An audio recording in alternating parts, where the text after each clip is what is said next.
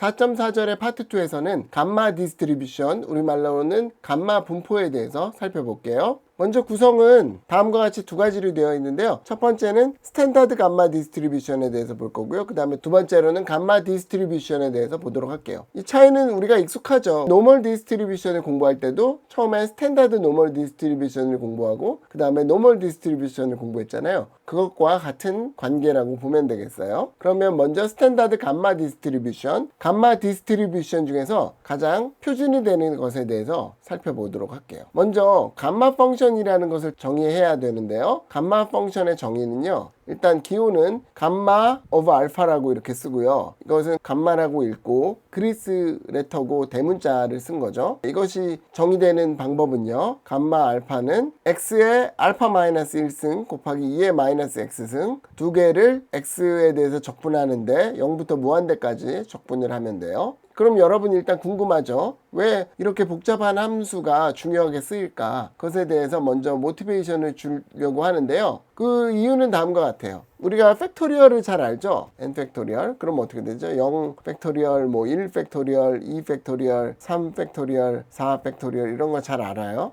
0 팩토리얼은 1로 정의한다 그랬고 얘는 1이고 2고 6이고 24 이렇게 점점 커지는 값이죠. 그러면 이제 우리가 질문을 할 수 있는 것이 뭐냐면 이 사이에도 우리가 정의할 수 있을까라는 거예요. 예를 들면은 0.5 팩토리얼 같은 것을 정의할 수 있을까? 2.3 팩토리얼이라는 것을 정의할 수 있을까? 이런 것들이 질문이 되는 것이죠. 그러니까 자연수가 아니라 실수에 대해서도 팩토리얼을 정의할 수 있을 것인가? 그러니까 원래 팩토리얼에 대한 확장이 되겠네요. 일반화가 되겠네요. 그것의 결론이 바로 이 감마 펑션이라는 거예요. 그 이유는 뭐냐면 감마 함수는 어떤 성질을 만족하냐면 1 이상의 모든 알파에 대해서 감마 알파가 알파 마이너스 1 곱하기 감마 알파 마이너스 1을 만족해요. 어디서 많이 본 거죠? 팩토리얼에서 어떤 성질을 가지고 있죠? n 팩토리얼은 n 곱하기 n-1 팩토리얼로 쓸 수 있잖아요. 이것과 비슷한 식이 되겠네요. 이거는 부분적 분법을 이용하면 여러분들이 보일 수 있다라고 되어 있네요. 그러면 어떤 식의 성질을 증명할 수 있냐면 감마 n은 n-1 팩토리얼이라는 것을 증명할 수 있어요.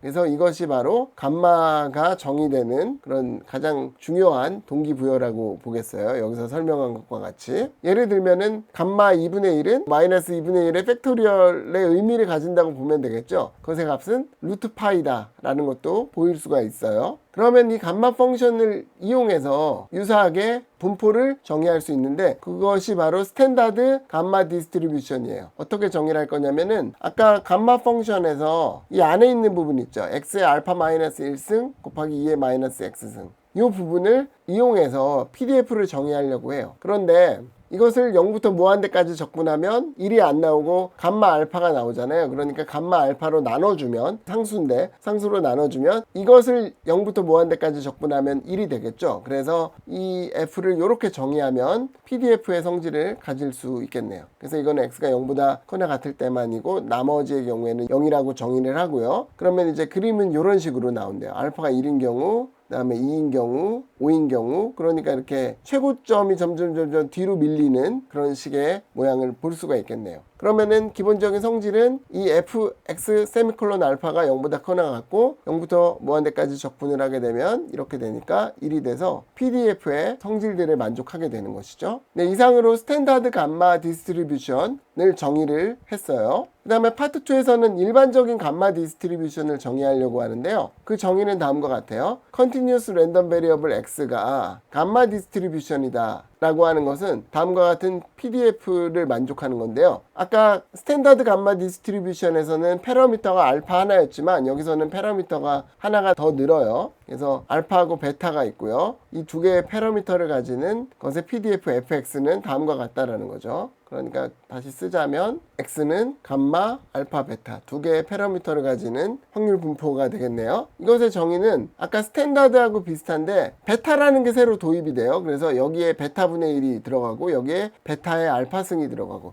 요 차이만 생기는 거예요. 그러니까 베타가 1인 경우가 바로 스탠다드 감마 디스트리뷰션이 되는 것이죠. 그리고 알파 베타는 0보다 크고 이렇게 정의를 하면 되겠어요. 그리고 이 감마 디스트리뷰션은 이전에 배웠던 다른 다른 것하고 연결이 되는데 익스포넨셜 디스트리뷰션하고도 연결이 돼요. 이 경우는 알파가 1이고 베타가 람다분의 1이 되면 이것은 아까 파트 1에서 공부했던 exponential distribution 지수 분포가 되는 것이고, 아까 또 얘기했듯이 스탠다드 감마 디스트리뷰션은 베타가 1인 경우를 말하는 것이죠.